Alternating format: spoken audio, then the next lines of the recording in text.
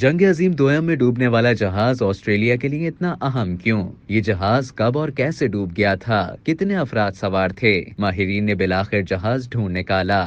آسٹریلوی ماہرین نے دوسری جنگ عظیم کے دوران فلپائن کے قریب 1000 سے زائد لوگوں سمیت سمندر میں ڈوبنے والے جہاز مونٹیویڈو مارو کا ملبہ ڈھونڈ نکالا۔ آسٹریلیا کے maritime archaeology group silent world foundation کے ماہرین نے Dutch deep sea survey company Fugro کی مدد سے مونٹیویڈو مارو جہاز کی تلاش کا مشن شروع کیا تھا۔ ڈیپ سی ایکسپلوررز کی ٹیم نے آخرکار 4000 میٹر گہرائی میں جہاز کا ملبہ دریافت کیا۔ جولائی 1942 میں دوسری جنگ عظیم کے دوران امریکی حملے کے نتیجے میں جاپانی جہاز ڈوب گیا تھا، جس سے اس پر سوار 979 آسٹریلوی، 33 ناروین سیلرز اور جہاز کے عملے کے 20 جاپانی شہریوں سمیت 1000 سے زائد آسٹریلوی فوجی اور سویلینز ہلاک ہوئے تھے۔ اپریل 2023 میں غیر ملکی میڈیا میں شائع ہونے والی ایک رپورٹ کے مطابق جہاز کے ملبے کی دریافت کے بعد سرچ ٹیم کے technical specialist captain Roger Turner نے بتایا کہ یہ جہاز ایک جنگی قبر ہے، یہ ایک مقبرہ ہے جسے بے حد احترام ملنا چاہیے۔ آسٹریلوی وزیر اعظم کا کہنا تھا کہ آخرکار مونٹیویڈو مارو جہاز کے ساتھ ڈوبنے والوں کی آخری آرام گاہ کو ڈھونڈ لیا گیا۔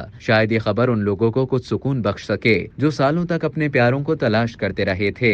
سائلنٹ ورلڈ فاؤنڈیشن کا کہنا تھا کہ گہرے سمندر میں جہاز میں قیدیوں کی بیرکس کی تصاویر دیکھنا انتہائی جذباتی لمحہ تھا۔ اس ملبے کو ڈسٹرب نہیں کیا جائے گا، نہ ہی اس پر موجود انسانی باقیات یا دیگر اشیاء کو چھیڑا جائے گا۔ جہاز پر آسٹریلوی فوجیوں اور قیدیوں سمیت 14 مختلف قومیتوں کے 1089 افراد سوار تھے۔ فاؤنڈیشن کے مطابق یہ جہاز 1000 سے زائد لوگوں کا مدفن تھا، اس لیے اسے تلاش کرنا ان فیملیز کے لیے بہت اہم تھا۔ ہم نے اس ایک حادثے میں ویتنام جنگ کے مقابلے میں دگنے آسٹریلوی گنوا دیے تھے، اس لیے اس کی تلاش ہمارے لیے بھی ایک جذباتی معاملہ تھا۔ یاد رہے کہ اس سے قبل 2015 میں مائکرو سافٹ ویئر کے شریک بانی پال ایلن اور ان کی ٹیم نے جنگ عظیم دوئم کے دوران ڈوب جانے والے جاپانی جنگی جہاز کو فلپائن کے پانیوں میں تلاش کر لیا تھا۔ فلپائن کے ساحل کے نزدیک اپنے زمانے کا سب سے بڑا جاپانی جنگی جہاز مساشی امریکی طیارے کی بمباری سے ڈوب گیا تھا۔ ایلن کی ٹیم نے ایم وائی آکٹوپس کشتی کے ذریعے اس جہاز کو تلاش کیا۔ اس جہاز کے ڈوبنے سے 1000 جاپانی فوجی مارے گئے تھے۔ جہاز کی تلاش 8 برسوں سے جاری تھی۔